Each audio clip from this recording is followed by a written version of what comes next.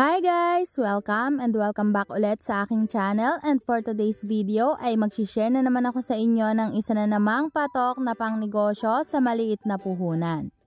Yes mga mare, sa maliit na puhunan nga lang ay pwede na nating simulan ang ganitong pangnegosyo. So for today's video mga mare ay gagawa tayo ng 5 peso na lumpiang toge. And hindi lang yon mga mare, isishare ko din sa inyo kung paano ko nga ba ginagawa ang ating napakasarap na sukang sausawan na talaga namang binabalik-balikan. At kung nag-iisip ka nga din ng pangnegosyo recipe na maliit lang ang puhunan, napakadaling gawin at napakabilis lang din mabenta, tara mare, samahan mo ko hanggang dulo. At para nga sa mga ingredients na kakailanganin natin dito, gagamit ako dito ng red bell pepper at ng green beans. Gagamit din tayo dito mga mare ng patatas na maliit lang. Pwede rin kayong gumamit ng kamote kung ayaw nyo ng patatas. And gagamit din tayo dito ng carrots at syempre pa hindi mawawala ang ating bean sprout or yung ating toge. And gagamit din tayo dito mga mare ng sibuyas at syempre yung ating bawang na panggisa.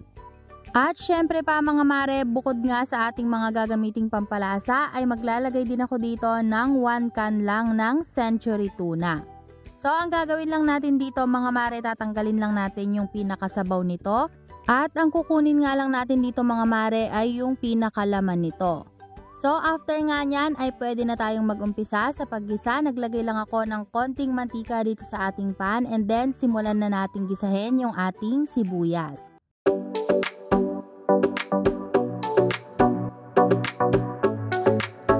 At kapag nga po translucent na yung ating sibuyas, next naman ilagay na natin yung ating bawang at gigisahin lang natin yan mga mare hanggang sa lumabas na yung aroma nito at medyo mag golden brown na.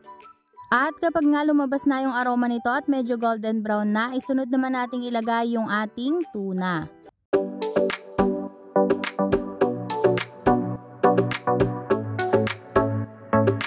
At after nga po nating gisahin yung ating tuna ng bahagya, naglagay lang ako ng salt and pepper.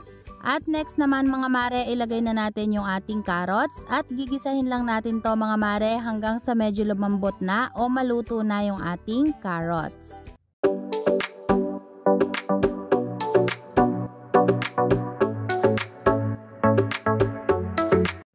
Maglalagay din pala ako dito ng maliit na sachet lang ng oyster sauce at ng seasoning granules. Optional lang naman po ang paglalagay ng seasoning granules. Kung ayaw nyo maglagay ay okay lang. At kapag nga medyo paluto na yung ating carrots, next naman ay ilalagay na natin dito yung ating patatas. Again, pwede po kayong maglagay dito ng kamote kung ayaw nyong maglagay ng patatas. Tapos ay gigisahin na lang natin to ng bahagya dahil madali lang namang maluto yung ating patatas dahil manipis lang po ang pagkakahiwa nito. Sinunod ko na nga rin pala dyan mga mare yung ating bell pepper and yung ating green beans. Tapos ay gigisahin lang natin to mga mare ng panandalian lang at pagkatapos niyan ay isusunod na rin natin agad dito yung ating toge or yung ating bean sprout. Tapos mga mare, haluin lang natin yan hanggang sa mag-mix na o mag-combine na lahat yung ating mga gulay. Pagkatapos ay lulutuin na lang natin ito for at least 2 to 3 minutes. Hindi po natin ito kailangan lutuin ng matagal mga mare. Iiwasan natin na ma-overcook yung ating bean sprout dahil lulutuin pa naman natin mamaya ito o ipiprito pa natin yan after nating balutin sa ating lumpia wrapper.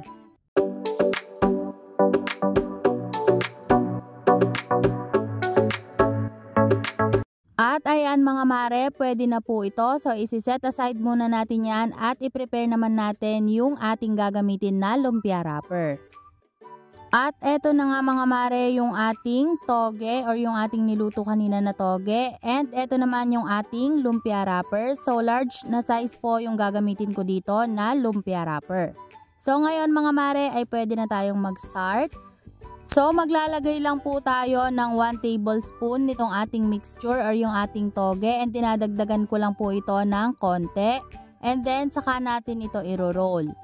And naglalagay din po ako ng cornstarch na may tubig bilang pang-seal natin dito sa ating lumpia wrapper. So naglalagay lang ako sa dulo nito para talagang hindi ito mabaklas kapag piniprito na natin. So ganyan lang mga mare yung gagawin natin at uulitin lang natin yung process hanggang sa maibalot na natin lahat yung ating toge.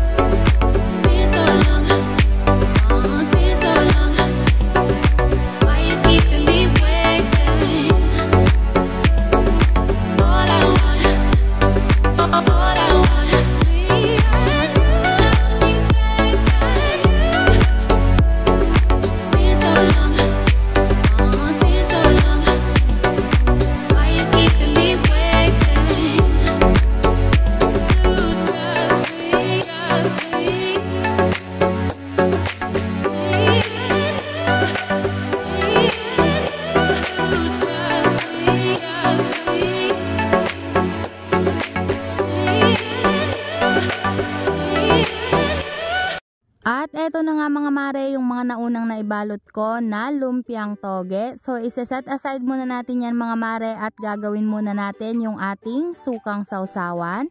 So gagamit lang ako dito ng siling labuyo. Gagamit din ako ng pipino at syempre yung ating sibuyas at bawang. Una nga mga mare, ilagay muna natin yung ating mga sili dito sa ating lagayan. Tapos ay isunod na rin natin dyan mga mare yung ating sibuyas at yung ating bawang. So mas maraming sibuyas, mas masarap. And then ilagay na rin natin yung ating pipino. Tapos mga mare, naglagay na rin ako dito ng pamintang durog at syempre yung ating asin at asukal para pambalance sa lasa. And syempre yung ating vinegar. At i-mix lang muna natin yan ng bahagya mga mare bago natin punuin ng ating suka itong ating lagayan.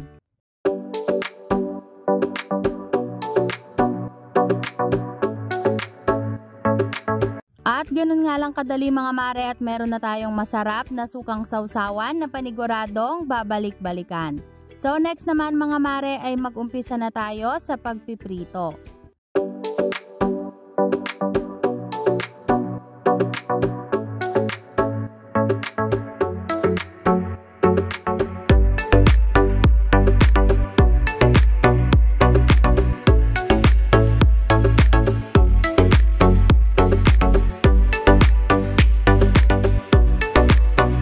At ayan mga mare, kapag nga ganito na yung kulay ng ating lumpiang toge ay pwede na po natin itong hanguin. At ilalagay lang natin yan mga mare sa isang strainer o kaya naman ay sa isang lagayan na merong paper towel para po matanggal yung excess oil nito.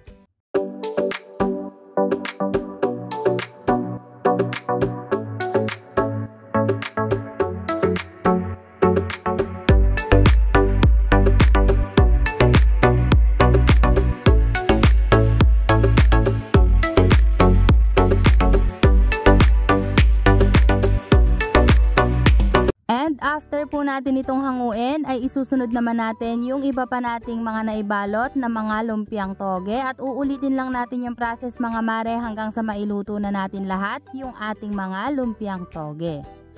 At eto na nga mga mare yung first batch ng mga naiprito natin na mga lumpiang toge.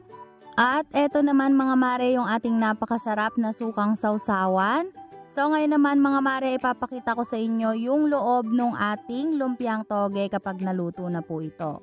So ayan mga mare, ganito nga yung magiging itsura nito at makikita talaga natin yung ating mga nilagay na tuna. At ayun lang mga mare, ganun nga lang kadali at meron ka ng pang negosyo sa maliit na puhunan, napakadaling gawin at napakadali lang ding ibenta. So hanggang dito na lang mga mare, sana po nagustuhan nyo ang ating pang negosyo recipe for today. And thank you so much guys for watching and see you again sa ating susunod na pang negosyo recipe. God bless!